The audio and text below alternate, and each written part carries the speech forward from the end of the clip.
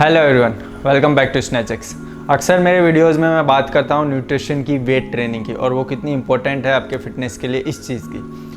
आज एक और फैक्टर जो आपके हेल्थ को इम्प्रूव करता है, जिसे हम जानते हैं योगा के नाम से, उसके बारे में बात करते हैं। तो आज मैं आपको योगा के ऐसे 5 आसन बताऊँगा, खास करके मेल्स के लिए, जो इम्प्रूव करेंगे आपकी सेक्सुअल हेल्थ, आपकी फिजिकल हेल्थ, आपकी फ्लेक्सिबिलिटी, आपकी कोर स्ट्रेंथ और आपके पेल्विक फ्लो मसल्स को। So let's start.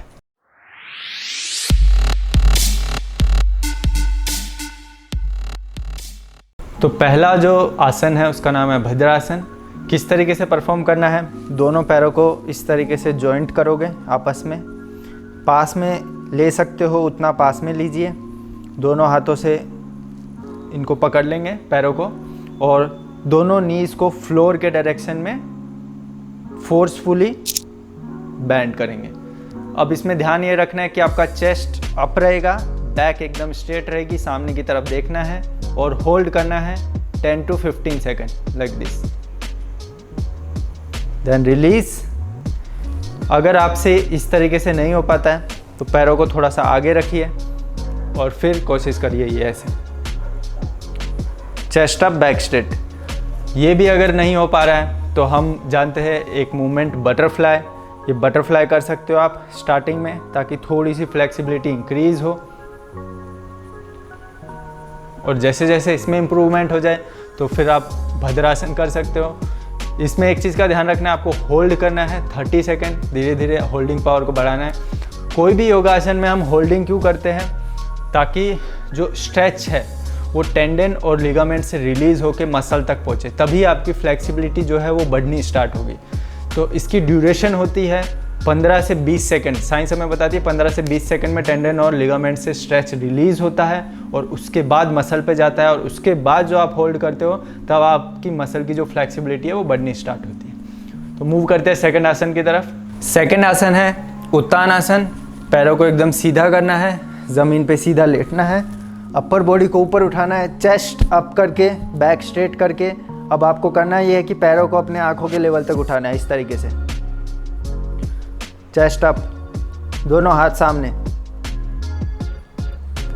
Hold, then down.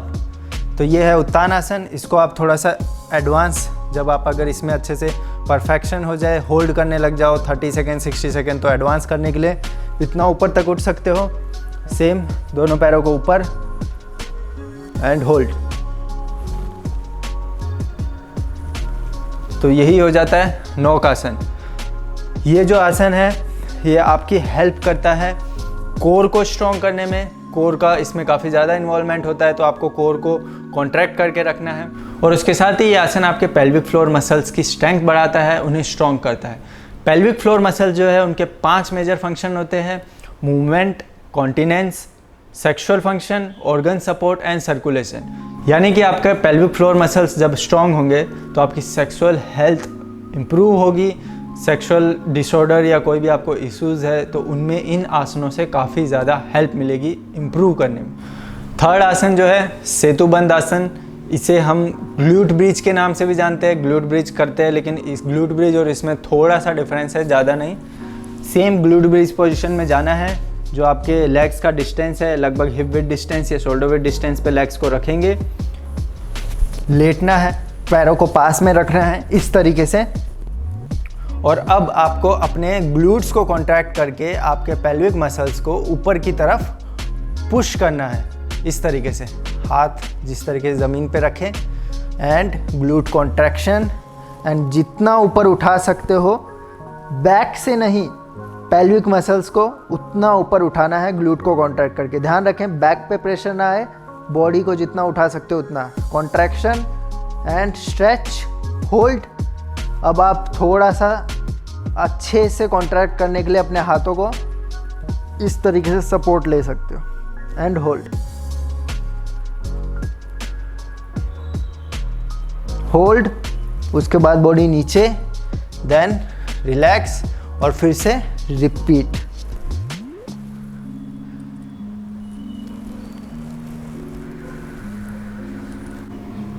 अब फोर्थ वन सर्वांग आसन। किस तरीके से परफॉर्म करना है? लेट जाना है और अपने शोल्डर को रिट्रैक्ट करना है, पीछे की तरफ रखना है और अपने एल्बोज़ को बॉडी के क्लोज रखना है। अब आप अपनी लोअर बॉडी को, पैरों को ऊपर की तरफ उठाएंगे, स्ट्रेट जितना उठा सकते हो, चेस्ट अप रख के, शोल्डर रिट्रैक्ट करके और हाथों का ग्लूट पे सपोर्ट रख के, इस तरीके से।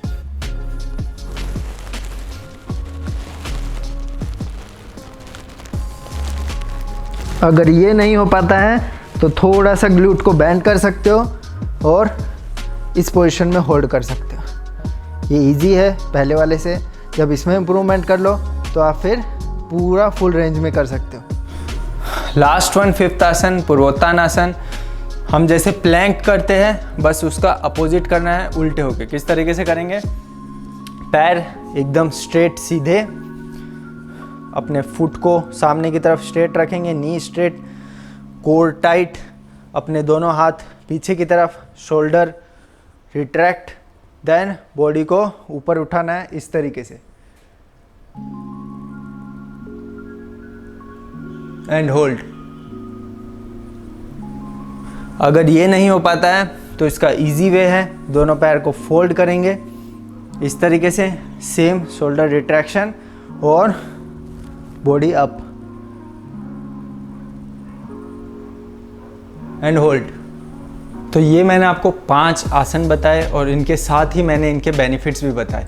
अब जब भी आप ये आसन करो, मॉर्निंग या इवनिंग में, लेकिन खाना खाने से 2 से 3 घंटा या 4 घंटे का गैप होना चाहिए, उसके बाद ही ये करो। तुरंत खाना खाने के बाद मत करो, क्योंकि इन आसनों में जो है आपके पेल्विक मसल्स की इन्वॉल्वमेंट होती है, तो आपके डाइजेशन में भी इशू हो सकता है। सेकेंड, जब भी आसन करो तो पॉजिटिव माइंडसेट के साथ करो। अगर आपको कोई डिसऑर्डर है, सेक्सुअल या कोई भी इशू है, तो उसको ये सोच के करो एकदम पॉजिटिव माइंड से कि आप ठीक हो रहे हो और आपको इसके बहुत ही बेस्ट रिजल्ट देखने को मिलेंगे।